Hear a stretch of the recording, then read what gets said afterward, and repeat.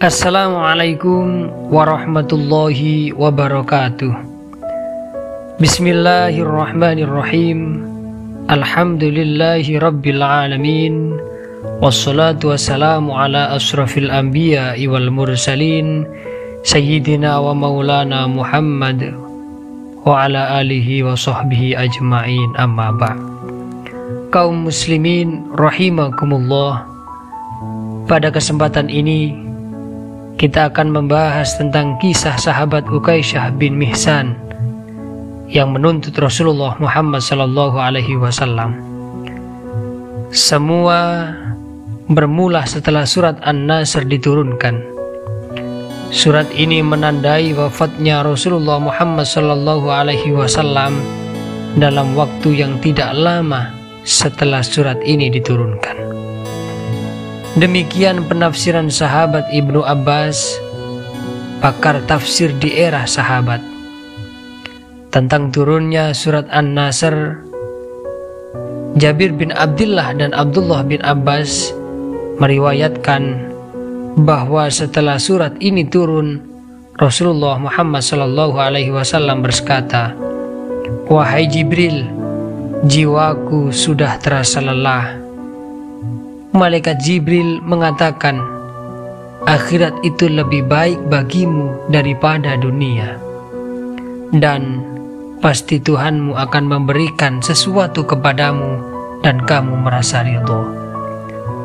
Rasulullah Muhammad SAW lantas memerintahkan Bilal agar memanggil orang-orang untuk melaksanakan berkumpul di masjid. Kaum muslimin rahimakumullah, kaum muslim pun segera berdatangan ke Masjid Nabawi. Kemudian Rasulullah naik ke atas mimbar. Dari atas mimbar tersebut beliau memuji Allah, kemudian menyampaikan khutbahnya yang membuat hati para sahabat bergetar dan berderai air mata. "Wahai manusia, Nabi model apa aku ini bagi kalian?" Para sahabat pun menjawab, "Semoga Allah memberikan balasan kebaikan sebab kenabianmu. Engkau bagi kami bagaikan ayah yang penyayang, saudara yang bijak dan baik hati. Engkau telah menyampaikan risalah Allah dan engkau telah mengajak ke jalan Tuhanmu dengan cara yang bijak dan dengan tutur kata yang santun. Semoga Allah memberikan balasan kebaikan yang lebih besar dari balasan yang diterima oleh nabi-nabi yang lainnya." Nabi pun berkata, "Wahai kaum muslimin, demi Allah dan demi hakku atas kalian, barang siapa yang pernah aku zalimi tanpa sepengetahuanku, berdirilah dan balaslah kezalimanku itu." Tidak ada seorang pun berdiri. Rasulullah Muhammad SAW lantas mengulangi ucapan yang telah beliau sampaikan tadi, dan tidak ada seorang pun juga yang berdiri, sehingga Rasulullah Muhammad SAW mengulangi kata-kata itu untuk ketiga kalinya. "Wahai kaum muslimin, demi Allah dan demi hakku atas kalian, barang siapa yang pernah aku zalimi tanpa sepengetahuanku, berdirilah dan balaslah kezalimanku itu sebelum aku dibalas pada hari kiamat nanti." Tiba-tiba ada seorang kakek berdiri. Kakek itu melangkah melewati barisan jamaah hingga ia sampai di hadapan Rasulullah Muhammad SAW. Kakek itu bernama Ukaisyah bin Mihsan. Ukaisyah lantas berkata, "Demi ayah dan ibuku, andai engkau tidak mengucapkan kalimat itu sampai 3 kali, pasti aku tidak akan maju. Dulu aku pernah bersamamu dalam satu peperangan. Setelah perang selesai dan kita mendapatkan kemenangan, kita segera pulang. Untaku dan untamu berjalan sejajar. Aku turun dari untaku, kemudian mendekatimu ya Rasul, karena aku ingin mencium pahamu. Namun, tiba-tiba engkau mengangkat pecut, dan pecut itu mengenai perutku. Aku tidak tahu apakah kejadian itu engkau sengaja atau engkau ingin memecut unta. Lantas Rasulullah Muhammad SAW langsung berkata, aku berlindung kepada Allah dari perbuatan memecutmu dengan sengaja.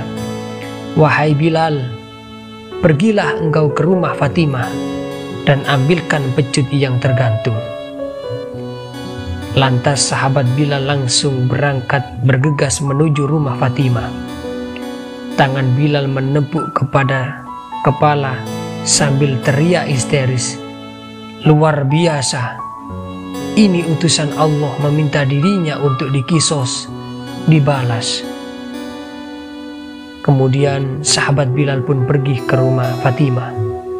Sampai di rumah Fatimah, Bilal mengetuk pintu dan berkata, wahai putri Rasulullah, ambilkan pecut yang tergantung itu, serahkan kepadaku.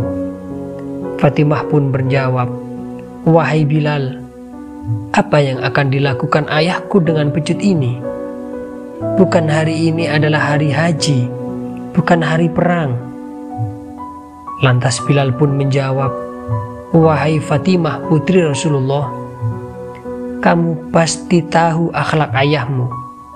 Beliau menitipkan satu agama, beliau akan meninggalkan dunia ini, dan beliau memberikan kesempatan pada siapapun untuk membalas kesalahannya. Fatimah pun lantas berkata, wahai Bilal, siapa orang yang tega menuntut balas dari Rasulullah? Katakanlah kepada Hasan dan Husain agar keduanya saja yang menerima pembalasan itu sebagai pengganti Rasulullah. Minta orang itu membalas, melakukan kisos kepada Hasan dan Husain, dan jangan membalas Rasulullah. Bilal pun kembali bergegas ke masjid dan menyerahkan pecut itu kepada Rasulullah Muhammad SAW. Rasulullah lantas menyerahkan pecut itu kepada Uqasyah. Abu Bakar dan Umar segera berdiri dan berkata kepada Uqasyah, wahai Uqasyah, balaslah kepada kami berdua. Kami ada di hadapanmu. Jangan engkau balas Rasulullah. Dia adalah kekasihku, kasih Allah Muhammad sallallahu, kekasih Allah subhanahu wa ta'ala. Rasulullah berkata kepada Abu Bakar dan Umar, diamlah kalian berdua. Wahai Abu Bakar dan Umar, Allah tahu ketinggian derajat kalian berdua. Ali pun berdiri dan berkata, wahai Uqasyah, sepanjang hidupku aku selalu bersama Rasulullah. Sungguh aku tidak tega melihat Rasulullah dipecut. Ini badanku, balaslah. Pecutlah aku 100 kali, jangan kau balas Rasulullah. Lantas Rasulullah Muhammad SAW berkata, wahai Ali, duduklah. Allah tahu derajatmu dan niat baikmu. Selanjutnya giliran Hasan dan Husain juga berdiri dan berkata, wahai Uqasyah, engkau kan tahu bahwa kami adalah darah daging Rasulullah. Engkau membalas kepada kami sama dengan engkau membalas kepada Rasulullah.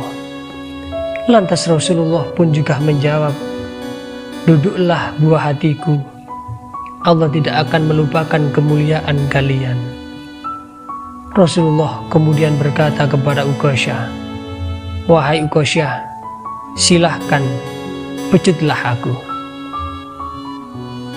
Wahai Rasulullah, ketika engkau memecut perutku dalam keadaan terbuka, kata Uqasyah. Rasulullah Shallallahu Alaihi Wasallam langsung menyikap pakaian hingga perutnya terbuka. Jamaah semakin histeris melihat pemandangan itu. Mereka menangis sejadi-jadinya. Mereka menegur Uqasyah, "Apakah engkau betul-betul akan memecut Rasulullah, wahai Uqasyah?" Lantas Uqasyah melihat perut Rasulullah dan dia tak kuasa menahan diri, langsung merangsak tubuh Rasulullah Shallallahu Alaihi Wasallam dan menciumi perut beliau. "Demi ayah dan ibuku, siapa orang yang tega melakukan pembalasan kepadamu, wahai ya Rasul?" Uqasyah berkata seperti itu. Rasulullah Muhammad Shallallahu Alaihi Wasallam kemudian menjawab, "Lantas katakanlah, kau ingin membalas atau memaafkan aku?" Kemudian Uqasyah menjawab, "Sungguh aku telah memaafkanmu, karena aku berharap mendapatkan ampunan dari Allah pada hari kiamat nanti." Rasulullah Muhammad Shallallahu Alaihi Wasallam pun berkata, "Siapa yang ingin melihat temanku di surga nanti, lihatlah kakek ini." Kaum muslimin, seluruh jamaah yang ada di masjid pada saat itu langsung berdiri mengerubungi Uqasyah dan menciumi keningnya.